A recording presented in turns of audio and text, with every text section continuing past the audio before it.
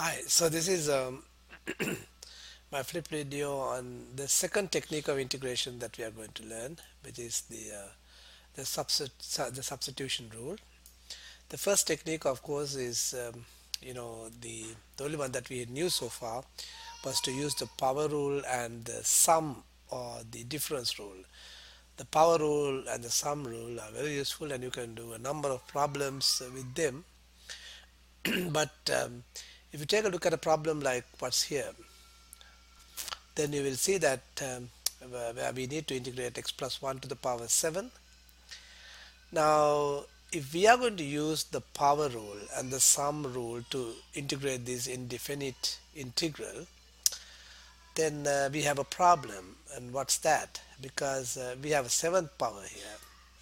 So we need to really distribute this to 7 powers. So that's going to be a very difficult and long process. So what do we do then? Well, then in a situation like that, when we can't use the power rule and the sum rule directly, when you have higher powers, right, and things you can simplify to get the power rule and the sum rule, that's the time that we use this new technique. So the general way to use the substitution rule is this. You look at the most complicated part of the integral, right? There's no real way, but so here, the complication rises because of the x plus 1 term, right? I mean, because if you had just x to the 7, it would have been okay. It was because we have x plus 1 to the 7, right? Then that's where the problem comes. So what we do is, if you can replace x to the 1 by some variable, say u, then you have u to the 7, correct? But u to the 7 is easy to integrate. U to the 7 is what? U to the 8 over 8. So it makes sense to, if I want to use the power rule, then to replace this x plus 1 quantity by a single quantity u. So that u is called a substitution. It's called a u substitution. So let u is equal to x plus 1. So now, one thing that we do is that we want to check whether our substitution is correct. So let me give you a kind of a rule of the thumb, and you will see later why this will work.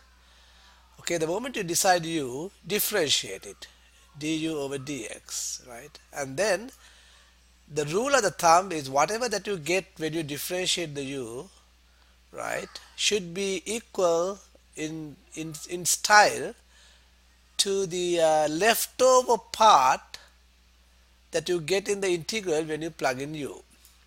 What do you mean by that? So you get du over dx is equal to 1. Now if you plug in u into the integral here, right, you get u plus 1 to the power 7th, right? And is there a leftover part? No, there is no leftover part. So you can kind of think as a leftover part as a number, or 1 really.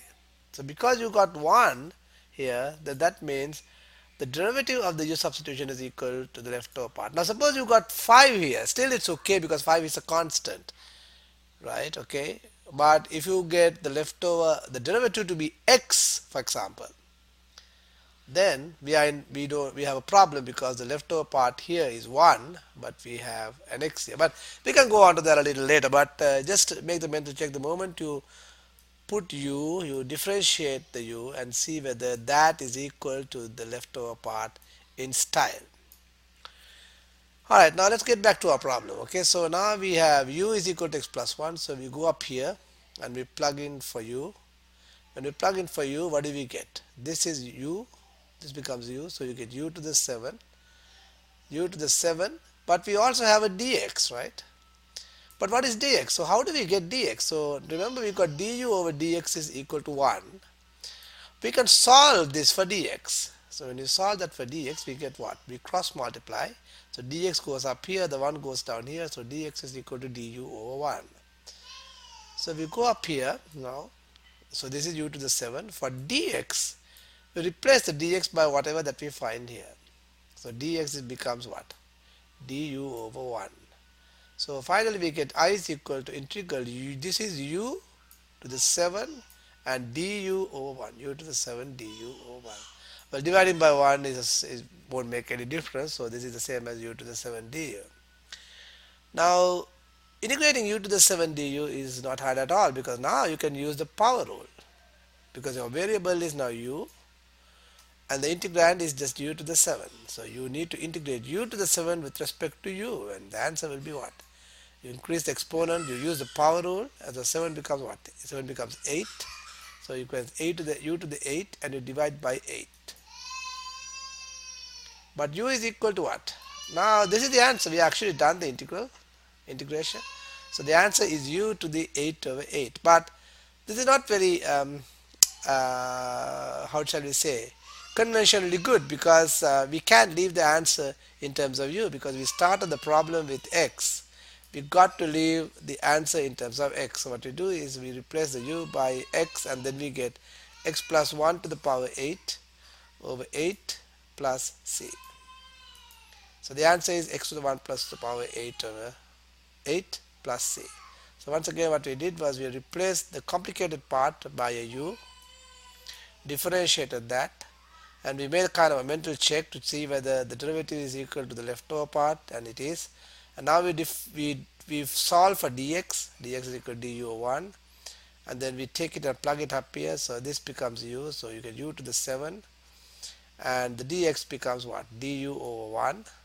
So u to the 7 du, and that's you integrate u to the 7. You get u to the 8 over 8. And then the final touch is you just replace the u by x plus 1, and then your original substitutions, you get x plus 1 to the power 8 over 8 plus c. Let's take another example. Let's take this one. So we have to integrate x times x squared plus 5 plus x to the 5 dx. So once again we have a fifth quantity raised to the fifth power, which will be very difficult for us to expand. So in a situation like that, it makes sense to replace it by a substitution, because this is the troublesome part. We call that u. So u is equal to what? X squared plus 1. Now the moment you write that, make sure that you do the mental check. So what is the mental check? You immediately differentiate the u, and now you get what? The derivative of x squared plus 1 is 2x. Now check out here and see now whether that 2x is equal to the leftover part. Now what do you mean by the leftover part? See, if you take the u is this. If you take the u and plug it up here, you get u to the 5. So this piece is all u's, okay? U to the 5. What's the leftover part? The leftover part is x. But is that equal to the derivative? Well, it is, right? In the same style, because 2 is a constant. We don't care about the constants. But there is an x here, and there is an x in the leftover part, so which makes it a good substitution. The next step is to solve for dx. So dx is equal to what? To cross multiply, dx is equal to du over 2x. Now we are ready to plug back things. So what we do is we take this dx and we plug it up here. So when we plug it up here, okay, what do we get? We get integral I is equal to integral, okay. So how do you plug in back? Now this thing is u, right? So that's easy. So we call it u, and u to the 5, u to the 5. That's here. What about this x? Well, remember that was the leftover part. The leftover part should cancel off. So leave it as x. Don't touch it, right? So you have x times, I leave the x here. Replace the x squared plus 1 by u. So I get u to the 5 dx, du. And then replace the dx. Remember to replace the dx. What is dx? Dx is equal to du over 2x. And now you will see that something nice happens as we expected, because the derivative had that x part, which is the leftover part also. Can you see that the x and the x cancels off? That is why actually we did the mental check here. That is why we checked whether the derivative equals the leftover part, because later on we would expect this to cancel. Now the x's cancel off. And why is it important for the x's to cancel off? Because we are trying to now integrate with respect to u. If you are trying to integrate with respect to u's, everything should be in u. You cannot have x and u both. So what you do is the x's have to cancel off, otherwise we are in trouble. Alright, so fortunately for us the x's cancel off, right? Okay. And now what do we have then? We have u to the 5 right? And there's a 2 here, which we don't care, right? U to the 5, and then of course this is du. This is du, right? Okay. And now we take the constant. 2 is the constant. We take it outside, so that becomes 1/2, right? Outside the integral sign, and we just have to integrate u to the 5. Integrating u to the 5 is a piece of cake because you can just use the power rule, right? So what's the integral of u to the 5? That is what? U to the 6 over 6. Now we are literally done except that we need to plug in back for u. So what is u? U is equal to x squared plus 1. So you plug that in up here, you get what? X squared plus 1 to the power 6. Okay, x squared plus 1 to the power 6, and then this 6 and this 2 will join and you get a 12. So 1/12 x squared plus 1 to the power 6 plus c. Now that's the answer. Okay, that's the answer. Okay, everything in x. Now let's do one more example, right? And now this time we have x cubed over there. Now what would be the substitute? Once again, it's kind of very messy, so you can't use the power rule. Now remember once again that integration does not have a quotient rule. Okay, so you got to use the substitution. That's the only way out, right? So okay, so can we use the, so what do we call u? U or this or this? Well, if you call the bottom x squared x to the 4 plus 1 as u, then you are in kind of luck. Why? Because if you differentiate x to the 4 plus 1, you get 4x cubed. Do the mental check now, right? Now, if you plug in u here, what's the leftover part? The leftover part is x cubed, which is exactly what you have here except for the 4. We don't care about the 4. So now, if you solve now for dx, you get what? Dx is equal to du over 4x cubed. So now I'm ready to go. So that means it's a good substitution because the derivative is the leftover part. Well, if we don't worry about the 4. So good substitution, you solve for dx. So dx goes up and du over 4x cubed goes down. Now we are ready. So once again, when you plug it back in, this is replaced by what? The bottom. The bottom is replaced by u. So you get what? U squared at the bottom. So there you go, u squared. Can you see that? Right. What about the x cube?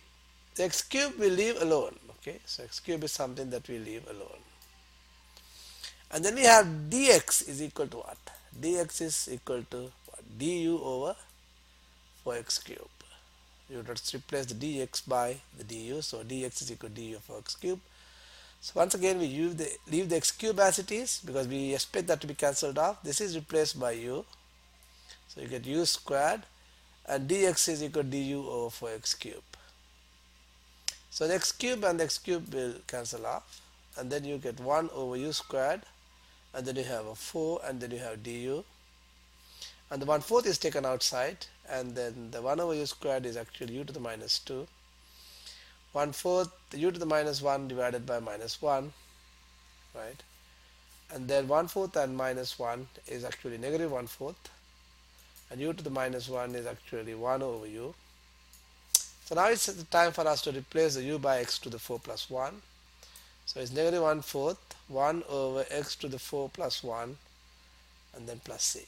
So negative 1/4, 1 over u is what? 1 over x to the 4 plus 1 plus c. Alright, so you find, so the moment, okay, so once again, let me come back here. So the 1/4 goes out, you have 1 over u squared. Now if you want to use the power rule to 1 over u squared, then the u squared becomes u to the minus 2. So when you integrate u to the minus 2, the minus 2 becomes minus 1. Minus 2 plus 1 is minus 1. You divide by minus 1. So, and then if you collect the negatives, you get negative 1/4. U to the minus 1 is 1 over u. And then the final touch is you are negative 1/4, 1 over u is what? Once again, x to the 4 plus 1 plus c. Alright, that's it for this video. So we will talk to you in class. Okay.